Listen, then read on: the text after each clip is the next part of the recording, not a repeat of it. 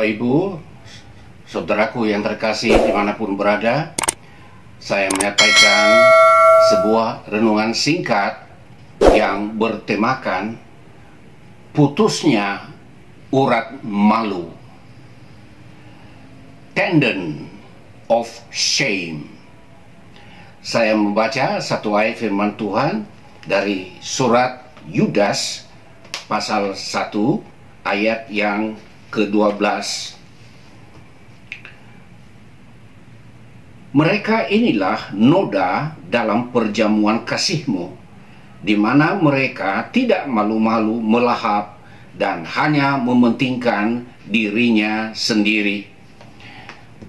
Saudaraku, perlu diketahui lebih dahulu bahwa Yudas, penulis surat ini, bukanlah Yudas Iskariot, karena Yudas Iskariot dia sudah mengakhiri hidupnya dengan caranya sendiri. Yudas yang dimaksudkan di sini adalah Yudas, saudara Yesus sendiri, sebagaimana di dalam Markus pasal yang ke-6 ayat yang ke-3. Bukankah ia ini tukang kayu, anak Maria, saudara Yakobus, Yoses, Yudas, dan Simon? Dan bukankah saudara-saudaranya yang perempuan ada bersama kita? Jadi Yudas di sini adalah salah seorang dari anak yang lahir dari Yusuf dengan istrinya Maria. Dilihat dari segi keluarga, ia adalah salah seorang dari saudara Yesus Kristus. Apa yang menjadi pokok masalah di sini menyangkut adanya guru-guru palsu. Guru-guru yang sudah masuk di dalam komunitas orang-orang percaya, mereka hidup seperti orang Sodom dan Gomora. Sodom dan Gomora, menurut catatan Alkitab, itulah yang kita kenal sekarang dengan laut mati. Tuhan menghukum mereka karena perbuatan-perbuatan mereka yang gemar melakukan percabulan dan mengejar kepuasan-kepuasan yang tidak wajar. Apa yang terjadi pada masyarakat Sodom dan Gomora? Mereka melakukan hubungan-hubungan yang tidak wajar, seperti di dalam Yudas tadi di ayat yang ke-7, di mana di sana dikatakan, sama seperti Sodom dan Gomora dan kota-kota sekitarnya yang dengan cara yang sama melakukan percabulan dan mengejar kepuasan-kepuasan yang tak wajar. Ini menyangkut apa yang dilakukan oleh guru-guru palsu, seperti yang telah disebutkan oleh Yudas, dan perbuatan mereka ini memiliki kesamaan dengan cara hidup orang Sodom dan Gomora sebelum Tuhan menghukumnya dengan api yang turun dari langit. Dan Sodom dan Gomora itu seperti yang dikenal sekarang disebut laut mati. Bagaimana cara hidup orang Sodom dan Gomora itu? Itulah yang dituliskan oleh Rasul Paulus di dalam Roma pasal 1 ayat 26 sampai ayat yang ke-27. Karena itu Allah menyerahkan mereka kepada hawa nafsu yang memalukan, sebab istri-istri mereka menggantikan persetubuhan yang wajar dengan yang tak wajar. Demikian juga suami-suami meninggalkan persetubuhan yang wajar dengan istri mereka dan menyala-nyala dalam berahi mereka seorang terhadap yang lain, sehingga mereka melakukan kemesuman laki-laki dengan laki-laki, dan karena itu mereka menerima dalam diri mereka balasan yang setimpal untuk kesesatan mereka.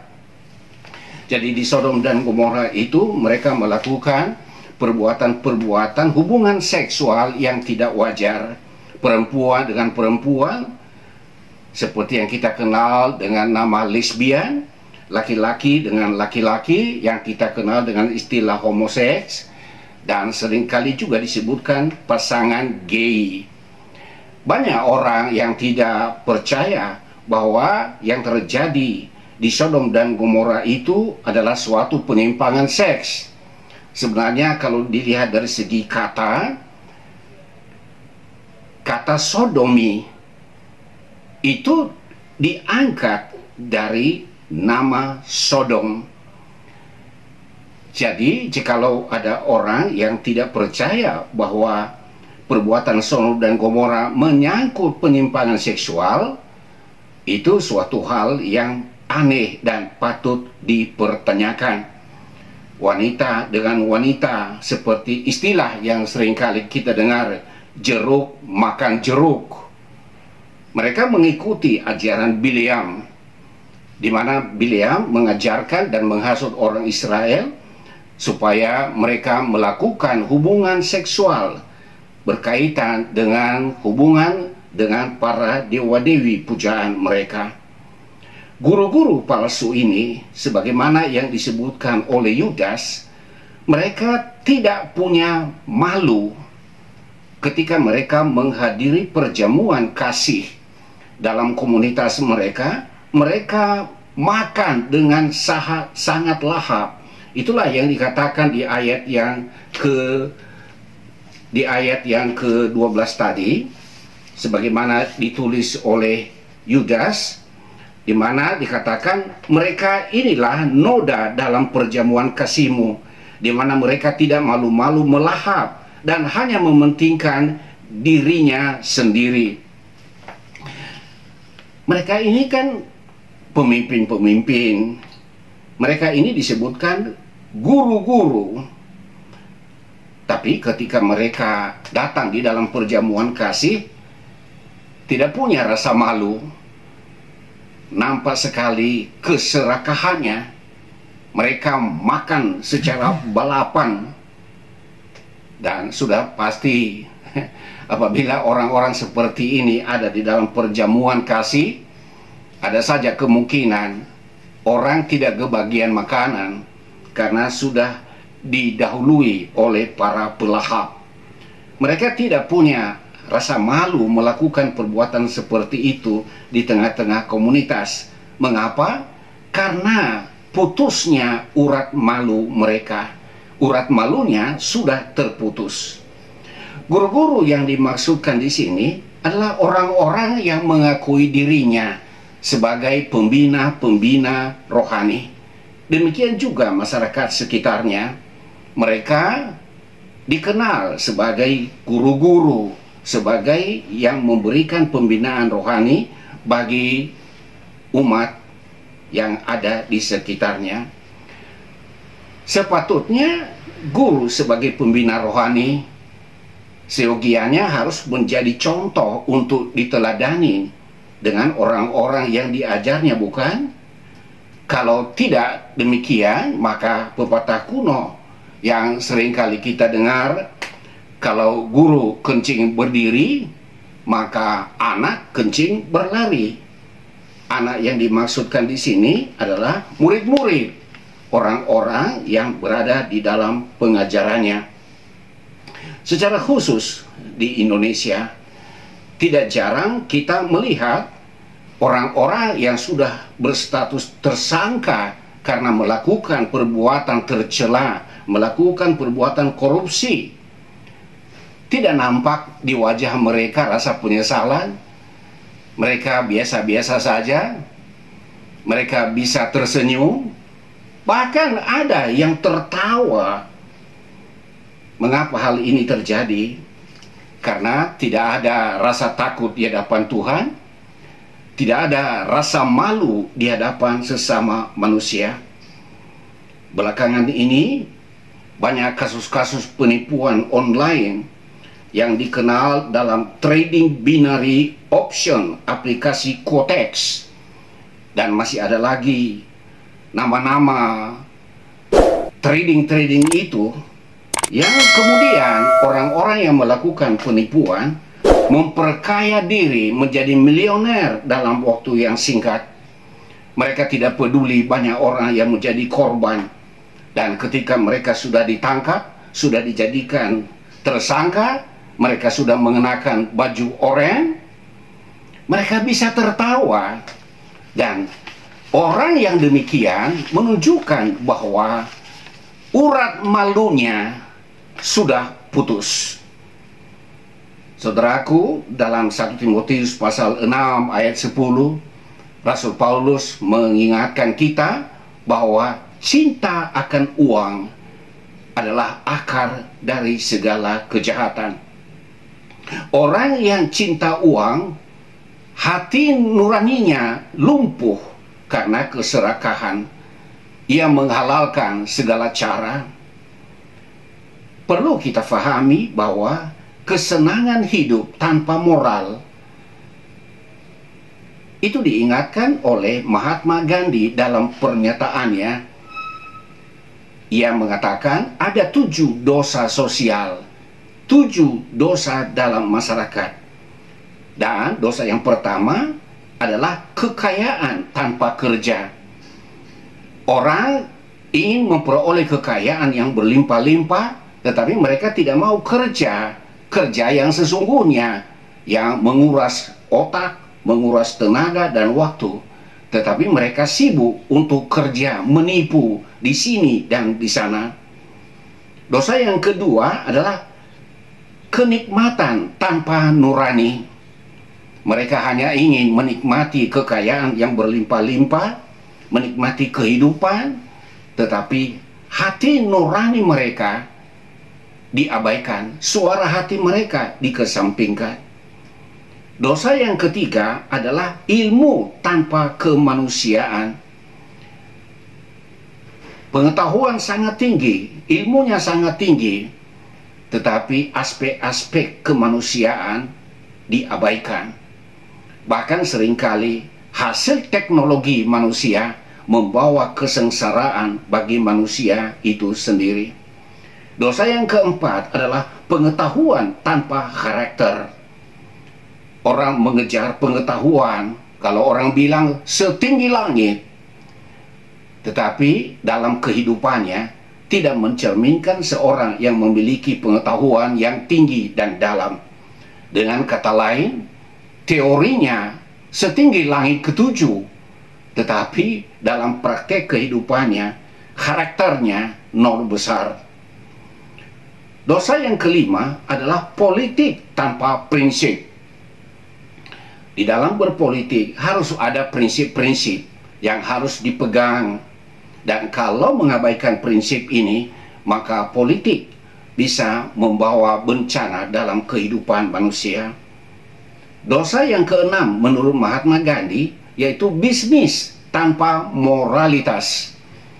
Orang berbisnis, tetapi nilai-nilai moral yang bersifat universal itu dikesampingkan. Yang penting bisnisnya meraih keuntungan sebesar-besarnya dan dalam waktu yang sesingkat-singkatnya.